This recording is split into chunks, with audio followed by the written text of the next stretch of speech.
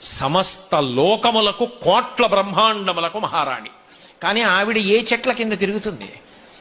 ఆవిడ సంతోషం కోసమని చెప్పి ఆవిడికి సంతోషం ఇచ్చే సువాసనలతో ఉన్న పువ్వులున్న చెట్ల కింద తిరగతట ఆవిడ కదంబ చెట్ల కింద తిరుగుతుంది. ఎందుకు అంటే ఒక్క కదంబ వృక్షానికో లక్షణం ఉంది అని చెప్తుంది శాస్త్రం.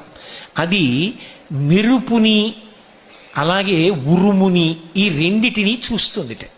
చెట్టుకి ప్రాణం ఉంటుంది కదా, మెరుపు వచ్చిందనుకోండి తటిల్లత సౌదామిని అంటారు. పెద్ద మెరుపు మెరిసిందనుకోండి విశాఖపట్నం అంతా ఫోటో తీసినట్టు ఫ్లాష్ పడినట్టుగా పడుతుంది. ఆ మెరుపు వంక చూసి ఆనందపడుతుందిట. అలాగే ఉరుము, వర్షం వచ్చే ముందు మేఘం ఉరుముతుంది, ఆ ఉరుము ఉరిమిందనుకోండి చూస్తుందిట. మిగిలిన చెట్లు అనుకుంటాయిట అమ్మయ్యా మాకు నీళ్లు దొరికాయి అనుకుంటాయిట.